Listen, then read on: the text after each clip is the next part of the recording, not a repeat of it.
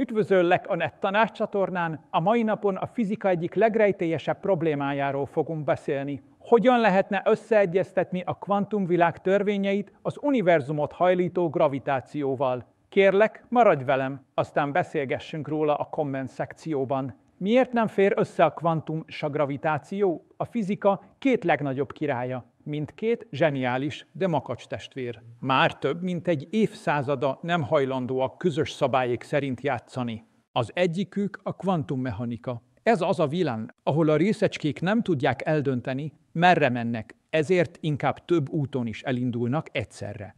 Ahol az elektron egyszerre lehet itt is, meg ott is. Ahol a híres Schrödinger macskája nem csak hogy életben van, hanem közben halott is. Igen, ezt komolyan gondolja a kvantumelmélet. A másikuk pedig az általános relativitás elmélet. Ez Einstein nagyszabású elképzelése arról, hogy a tömeg és az energia meghajlítja magát a téridőt. A Föld nem a nap körül kering, abban az értelemben, mint egy golyó a zsinóron, hanem követi azt a görbepályát, amit a nap tömege hoz létre az űrszövetében. Gravitáció? Valójában téridőgeometria. És itt jön a baj. Ez a két elmélet, bár külön-külön zseniálisak és elképesztő pontossággal működnek, nem férnek össze. A kvantummechanika azt mondja, hogy minden bizonytalan. A legapróbb részecskék csak valószínűségekben léteznek. A mérések összeomlasztják a lehetőségeket, és kirántják a részecskét a talán állapotból a biztos világba. Az általános relativitás viszont egy teljesen determinisztikus elmélet. A téridő pontosan tudja, mit kell tennie, ha valaki beugrik a gravitációs mezőbe. Nincs bizonytalanság, nincs szuperpozíció, minden szigorúan ki van számolva, mintha az egyik testvér jazzt játszana, improvizálva, miközben a másik kottából játszik Bachot. És ez nem csak filozófiai különbség. Ez konkrétan akadályozza a fizikusokat abban, hogy megértsék, mi történik például egy fekete lyuk belsejében, vagy az ősrobbanás legelső pillanataiban. Ott ugyanis egyszerre van jelen hatalmas gravitáció és kvantumfluktuáció. De ha a két elmélet nem beszéli ugyanazt a nyelvet, hogyan tudnánk megfejteni, mi történik ott? A válasz keresése során már több mint 100 éve próbálkozunk azzal, hogy a két világot egyesítsük. Olyan ez, mint egy grandiózus rejtvény, amelynek darabjait már rég ismerjük, csak épp nem illenek össze. És most kapaszkodj meg! Elképzelhető, hogy nem is úgy kell összeillesztenünk őket, ahogyan eddig próbáltuk. Talán nem is a gravitációt kell kvantumossá tenni, hanem épp fordítva. Lehet, hogy a kvantumvilág válik klasszikussá, a gravitáció miatt. De ne szaladjunk ennyire előre. Először nézzük meg, milyen irányból közelítették meg ezt a kérdést az elmúlt évtizedek legokosabb elméi. Hogyan próbáltuk eddig egyesíteni őket? A válasz röviden, makacsul, kreatívan és eddig eredménytelenül. A fizikusok régóta sejtik, hogy kell lennie egy nagy egyesített elméletnek. Egy elméletnek, amely összekapcsolja a világegyetem minden erejét egyetlen rendszerbe. Olyasmi ez, mint amikor egy varázsló azt állítja, hogy egyetlen bűvös varázsigével irányítani tudja a szelet, az esőt, meg a gravitációt is. A fizika varázsigéje azonban eddig nem működött. Az első próbálkozás logikusnak tűnt. Ha a kvantumelmélet olyan jól leírja az elektromágnesességet, a gyenge és az erős kölcsönhatást, akkor miért nem működne a gravitációval is? Ez a módszer azt mondja, kvantumosítsuk a gravitációt. Ezzel a gondolattal indult el például a Húr elmélet. Ez nem kevesebbet állít, mint hogy az univerzum alapvető építőkövei nem apró pöttyök, mint az elektron, hanem apró, rezgő húrok. Ezek a húrok különböző módon hezegnek, és minden rezgésfajta egy másik részecskét jelent. Egy rezgés az elektront adja, egy másik a kvarkot, megint másik a gravitont, a gravitáció feltételezett kvantum közvetítőjét. A Húr elmélet fantasztikus matematikai eleganciával rendelkezik. Csak egy apró probléma van vele. Gyakorlatilag semmit sem tudunk belőle mérni. A húrok olyan parányiak, hogy az észlelésükhöz egy olyan részecskegyorsító kéne, ami, hát mondjuk úgy, egy galaxis méretű lenne. Ez némileg meghaladja az MTA idei költségvetését. Egy másik próbálkozás a hurok kvantumgravitáció. Ez az elmélet azt mondja, hogy a téridő maga is kvantumos, és azt próbálja leírni, hogyan néz ki a téridő, ha nem folytonos, hanem apró kis kvantumhurkokból áll. Mintha a téridő egy háló volna, pici szövetszemekből fonva. Ez a modell is izgalmas, és valóban próbálja a kvantummechanika nyelvén megérteni a gravitációt. De újra csak az történik, mint a Hur elméletnél. Nagyon szép, csak nem tudjuk. Hogyan lehetne igazolni? Mert ha egy elmélet csak papíron működik, de a valóságban semmit sem lehet vele mérni, az akkor még nem fizika, csak matek. Ráadásul van egy mélyebb probléma is. A kvantumelmélet működéséhez mindig szükség van egy háttérre, egy stabil téridőre, amin a részecskék ugrándozhatnak. De ha a gravitáció maga a téridő, akkor hogyan lehet ezt a háttérszínpadot is kvantumosítani? Hogy kvantumzik valami, ami maga a díszlet? A próbálkozások tehát újra és újra falakba ütköznek.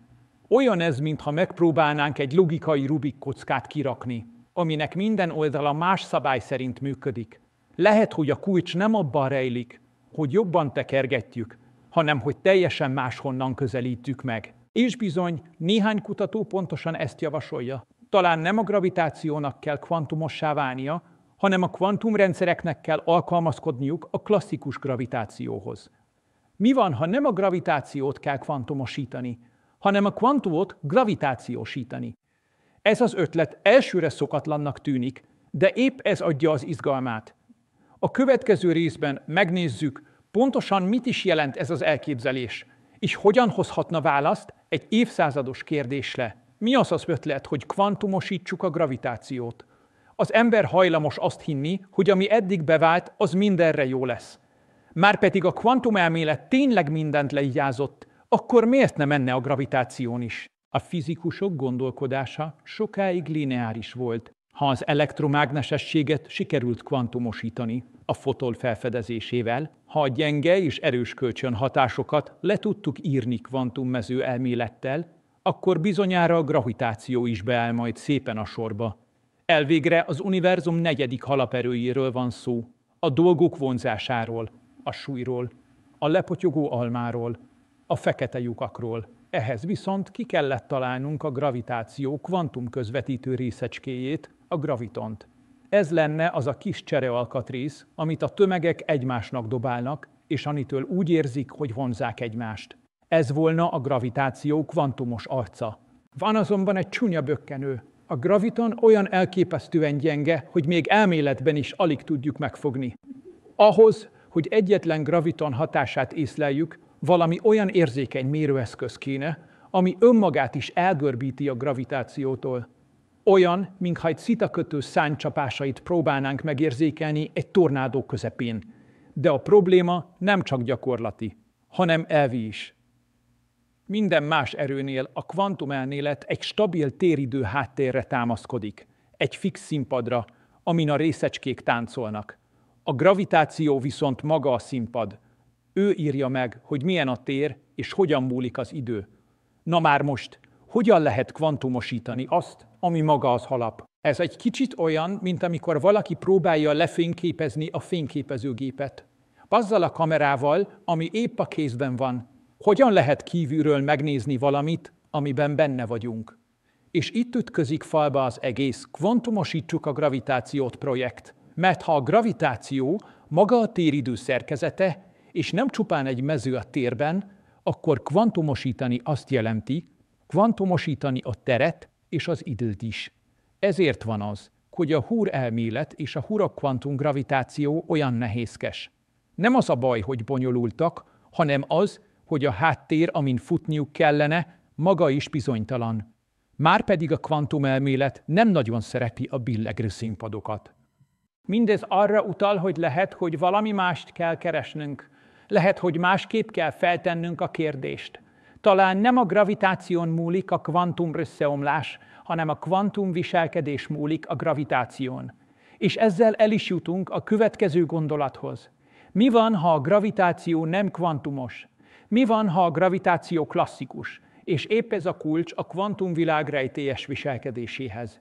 Egyre több kutató gondolja úgy, hogy a gravitáció talán nem fér bele a kvantumelmélet dobozába, és hogy a megoldás nem az, hogy a gravitációt húzzuk bele a kvantumkeretbe, hanem hogy a kvantumrendszerek viselkedését értelmezzük újra a gravitáció hatásain keresztül. Itt lépnek színre olyan nevek, mint Diósi, Penrose vagy Oppenheim, akik szerint a gravitáció lehet az oka annak, hogy a kvantumvilág szuperpozíciója egy ponton mégiscsak összeomlik és klasszikussá válik. De mit is jelent ez pontosan? Hogyan omlik össze egy kvantumállapot, és mit mond erről a gravitáció? Erről fog szólni a következő rész. Mi van, ha fordítva kell gondolkodni? Talán nem a gravitációt kell kvantumosítani, hanem a kvantumrendszereket kell visszahúzni a klasszikus világba, épp a gravitáció segítségével. Ez elsőre fura ötletnek tűnik, igaz? De pont az ilyen fura ötletekből születnek a forradalmi elméletek. Képzelj el egy kvantum részecskét, mondjuk egy elektront, ami egyszerre van két helyen. Ez a híres szuperpozíció jelensége. Egy ilyen részecske nem választ azonnal, hogy hol van. Inkább úgy dönt, hogy egy kicsit itt is, meg ott is lesz. Amíg valaki rá nem néz, vagy meg nem méri. Ekkor viszont összeomlik az állapota, és hirtelen csak az egyik helyen találjuk meg. Ezt a furcsaságot a kvantumelmélet tökéletesen kezeli, de nem mondja meg, hogy pontosan miért és mikor omlik össze a szuperpozíció, hogy miért pont akkor, miért pont úgy. Na, itt jönnek képbe azok az elméletek, amelyek szerint a gravitáció az, ami elrontja a kvantum varázslatot. Az egyik ilyen elképzelés a Diósi-Penrose modell. Ez azt mondja, ha egy tárgy, például egy részecske több helyen van egyszerre, akkor annak többféle gravitációs mezeje is kéne, hogy legyen. Az egyik helyen egy kis térgörbület, a másik helyen egy másik. Csak hogyha a gravitáció klasszikus, tehát nincs szuperpozícióban, akkor ez a helyzet nem tartható fenn sokáig. Minél nagyobb az eltérés ezek között a potenciális gravitációs mezejük között, annál nagyobb a feszültség, és annál hamarabb történik meg az állapot összeomlása. A kvantumrendszer kénytelen eldönteni, hogy merre van igazából. Ez olyan, mintha a gravitáció nem viselné el a bizonytalanságot, és addig piszkálná a rendszert, amíg az egyértelmű nem lesz. Egy másik ötlet a Jonathan Oppenheim nevéhez fűződő posztkvantumos gravitáció. Itt a gravitációs mező nem csak hogy klasszikus, hanem véletlenszerűen rezeg, mint egy nyugtalan tenger. Ezek a mikroszkópikus gravitációs hullámzások zavart keltenek a kvantumrendszerekben, és emiatt a szuperpozíciók összeomlanak. Nem is kell megfigyelés, elég, ha a gravitáció magától is elrontja a kvantumállapotot. Ezek az elméletek mind úgynevezett objektív összeomlás elméletek. Azt állítják, hogy az összeomlás nem valami misztikus megfigyelés miatt történik, hanem önmagától, valamilyen külső hatás következtében, például a gravitáció miatt. A közös bennük, hogy jóslatokat tesznek. Azt mondják például, hogy minél nagyobb egy tárgy, annál kevésbé tud sokáig szuperpozícióban maradni. Egyetlen elektron akár több milliárd évig is hezitálhat, de egy nagyméretű molekula már csak pár ezred másodpercig. Ez fantasztikus hír a fizikusoknak, mert ez azt jelenti, hogy lehet kísérletezni.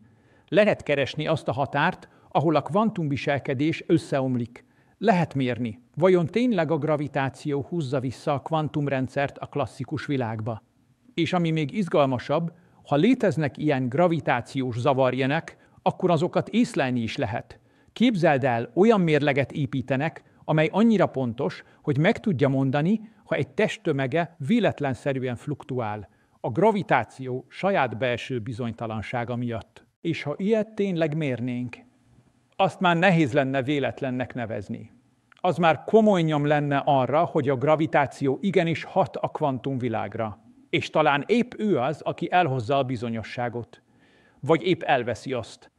Hogyan lehet ezt kísérletileg tesztelni? Mert egy dolog az elmélet, de egészen más, ha azt mondjuk, na jó, de ezt meg is lehet mérni. És igen, itt jön a tudomány színpadra lépése, mert a Diósi, Penrose és Oppenheim féle elméletek nem csak filozofálgatnak, hanem konkrét, mérhető jelenségeket jósolnak. Ez már nem a kávéházi fizika szintje. Itt laboratórium kell, nagy pontosság és egy jó adag türelem. Az egyik legegyszerűbb gondolatkísérlet abból indul ki, hogy ha a gravitáció valóban zavarokat okoz a kvantumrendszerekben, akkor az hatással kell, hogy legyen a mérések pontosságára is. Például egy olyan mérlegen, ami szuperérzékeny tömegek detektálására képes. Tegyük fel, hogy van egy tárgy, amit lehelyezünk egy ultraérzékeny mérlegre. Ha a tárgy tömege véletlenszerűen ingadozik egy bizonyos határon belül, amit más fizikai hatás nem indokol, akkor az utalhat arra, hogy a gravitációs mező önmagában is zajos. Olyan ez, mintha az univerzum saját gravitációs suttogása belerondítana a mérésbe. Az eddigi legprecízebb ilyen mérés során azonban nem találtak ilyen kilengéseket. Ez persze nem cáfolja a teljes elméletet, de kizárja a hangos gravitációs zajokat. Azt mondja, ha van is ilyen hatás, akkor nagyon gyenge, nagyon ritka, vagy nagyon rafináltan elbújt. Oppenheim és csapata szerint azonban még nincs veszve semmi. Ők javasoltak több olyan asztali kísérletet, ahol nem galaxisokat kell ütköztetni, hanem csupán pár nanogramnyi anyagot mesterien izolálni és megfigyelni. És itt jön a másik irány, nem csak a gravitációs mező viselkedését vizsgálhatjuk, hanem a kvantumösszeomlás határait is. Magyarul, meddig tudunk szuperpozícióban tartani egy objektumot? A kvantumelmélet szerint akár mekkora lehetne elvileg, de az objektív összeomlás elméletek azt mondják, van határ. Minél nagyobb a tömeg, annál gyorsabban omlik össze az állapot. És ezt ki lehet próbálni. Gondoljunk például a híres kétréses kísérletre. Ez az, amikor egy részecskét, mondjuk egy elektront, átengedünk egy falon kék nyíláson, és megnézzük, hová érkezik a másik oldalon. Ha nem nézzük meg, hogy merre ment, akkor interferenciát látunk, mintha mindkét résen egyszerre ment volna át. Ha viszont figyeljük az útját, az interferencia eltűnik. Ezt már nem csak elektronokkal csinálták meg, hanem molekulákkal is. Olyan hatalmas molekulákkal, amiknek már nevük van, nem csak képletük. És mit találtak?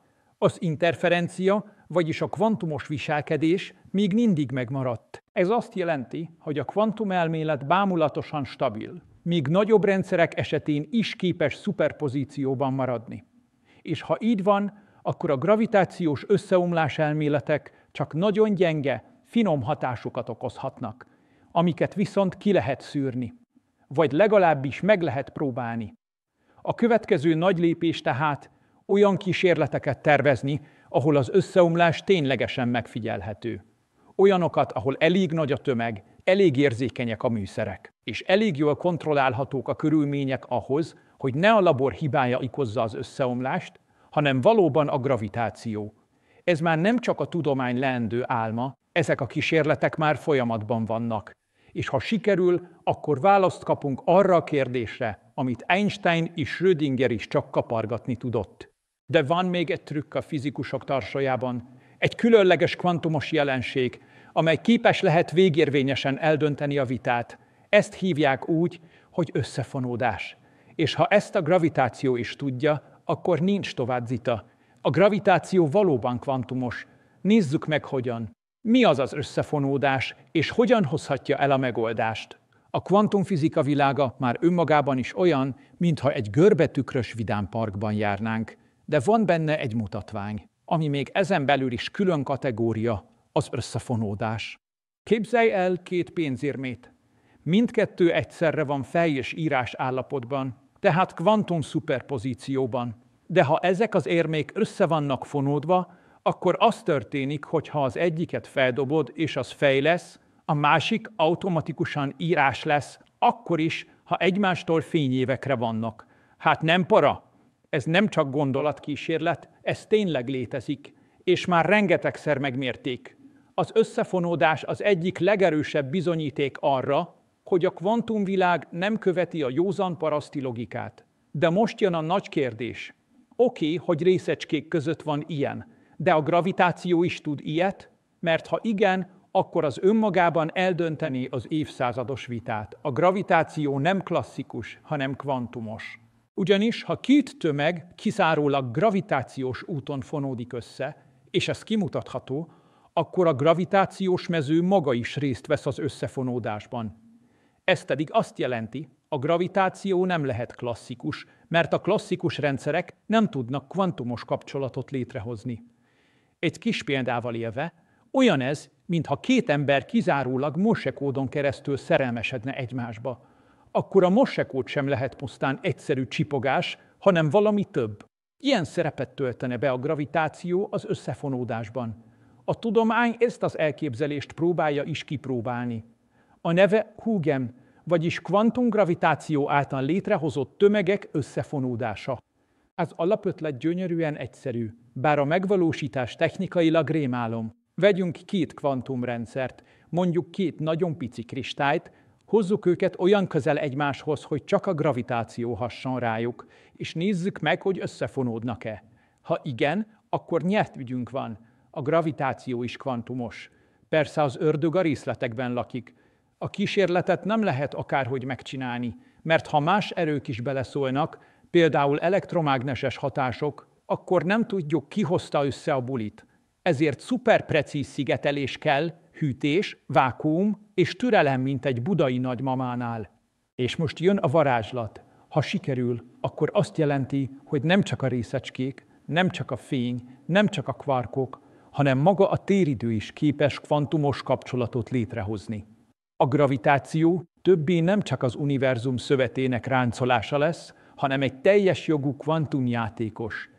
Ez lenne az első indirekt bizonyíték a graviton létezésére is, vagyis arra, hogy a gravitáció is közvetítő részecskén keresztül hat, akár csak a fény a fotonnal. De mit használjuk ilyen kvantumjátszótérnek? Hogyan csinálják ezt a kísérletet a gyakorlatban? Nos, ehhez már nem elég egy elektron. Itt lépnek színre a nanogyémántok, és egy nagyon különleges kísérlet, ami tényleg megváltoztathatja azt, amit a tér és idő természetéről gondolunk. A következő részben megnézzük, hogyan lehet egy pici gyémántot úgy lelőni, hogy az kiderítse, kvantumos-e az univerzum egyik legnagyobb titka, a gravitáció. Mi történik a nanogyémántokkal a kvantumgravitációs kísérletben? Mert lehet beszélni elméletekről, meg hipotézisekről, de amikor valaki tényleg pici gyémántokat lövöldöz egy mágneses csövön át, akkor kezd igazán izgalmassá válni a történet. Ez a kísérlet a Huygen, azaz a kvantumgravitáció által kiváltott összefonódás tömegek között elnevezésű projekt része. A cél kimutatni, hogy a gravitáció képes kvantumos összefonódást létrehozni. Ha ez sikerül, az olyan lenne, mintha lelepleznénk, hogy a gravitáció is titokban kvantumfelhasználó, csak eddig jól álcázta magát. A módszer egy régi ismerősre épül, a Stern-Gerlach interferométerre, amelyet már a 20. század elején is használtak az elektronok spinjének, azaz kvantumos pörgésének kimutatására. De hogyan jön ide a gyémánt? Nos, a gyémánt egy kiváló alapanyag a kvantumkísérletekhez, különösen az úgynevezett nanogyémánt, ami olyan kicsi, hogy a méretét nanométerekben mérjük. A titok pedig egy hibában rejlik. Szó szerint. Egyetlen szándékosan beépített hiba. Egy eltávolított szénatom helyére ültetett nitrogénatom egyedül maradó elektront eredményez, aminek lesz egy jól definiált spinje. Ezt aztán kvantumállapotba tudjuk hozni, mint egy apró iránytűt, ami egyszerre mutat északra és délre. Ezt a nanogyémántot belőjük az interferométerbe. Ha az elektron spinje felfelé néz, a gyémánt kicsit elmozdul felfelé. Ha lefelé néz, akkor le. Mivel az elektron egyszerre néz fel és le, kvantumszuperpozícióban a gyémánt is egyszerre több helyen van. És itt jön a varázslat. Két ilyen gyémántot lövünk át, két egymás melletti interferométeren. Úgy időzítjük, hogy a két gyémánt szuperpozíciós útjai elég közel kerüljenek egymáshoz. De csak egyetlen ponton. Ott, ahol a felfelé tartó egyik gyémánt és a lefelé tartó másik gyémánt találkozik. Most jön a nagy kérdés. Hatnak-e egymásra gravitációsan? És ha igen, akkor az összefonódást okozhat. Fontos, csak a gravitáció hat. Az elektromágneses zavarokat kizárják. A kísérletet vákuumban végzik, hűtve, mágneses árnyékolással, mint egy kvantumlaboratóriumi aszketikus meditációban. Aztán megmérik a két gyémánt spinjét. Ha ezek a mérések korrelálnak, vagyis gyakrabban kapunk ellentétes spinirányt, mint véletlenszerűen várnánk, az összefonódás jele. Ez pedig azt mutatná, a gravitáció, ez a hatalmas, de makacsol plastikusnak hitt erő, valójában kvantumos módon képes hatni. Ez lenne az első valós, mérhető lépés a graviton, a kvantumgravitációs részecske irányába. Mert a kvantumelmélet szerint minden kölcsönhatás csererészecskék révén történik.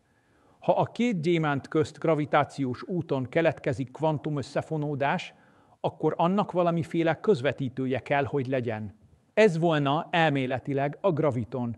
De a másik olvasat is lenyűgöző. Ha ezek a szuperpozíciók valóban különböző téridő geometriákhoz tartoznak, akkor a két gyémánt nem csak egymással fonódik össze, hanem a téridő is szuperpozícióba kerül. Magyarul maga a téridő is kvantumos. Ez nem csak tudományos áttörés lenne, hanem filozófiai is. Mert azt jelenteni, hogy amit eddig abszolút háttérként kezeltünk, a tér, az idő, a valóság szövete valójában maga is lebeg a lehetőségek között. És ez a lehetőség már nem csak elméleti játék, hanem karnyújtásnyira van a laborban. Ha ez a kísérlet sikerrel jár, akkor valami olyasmit érünk el, amire Einstein óta senki sem volt képes. Kapcsolatot teremtünk a kvantum és a gravitáció között. Nem elméletben, hanem ténylegesen. És ha ez sikerül, nos, akkor talán végre elindulhatunk azon az úton, amit már egy évszázada keresünk. Az utolsó fejezetben megnézzük, miért jelentene ez valódi forradalmat a fizika számára, és mit mondhat ez az univerzum legmélyebb természetéről. Miért számít mindez, és hová vezethet? Miért fontos, hogy a gravitáció kvantumos-e vagy sem? Tényleg ennyit számít, hogy összeomlik-e egy szuperpozíció vagy sem? Miért épít valaki laboratóriumot csak azért, hogy pici gyémántokat repítsen át mágneses alagutakon? Azért, mert ezek a kérdések az univerzum alapvető természetére vonatkoznak. Olyan mély rétegeit érintik a valóságnak, amelyeket eddig legfeljebb sejtettünk, de soha nem tudtunk megmérni. Ha a gravitáció kvantumos, akkor az azt jelenti, hogy a tér és az idő nem folyamatos, sima háttér, hanem apró kvantummozzanatokból épül fel. Olyan, mint egy digitális kép.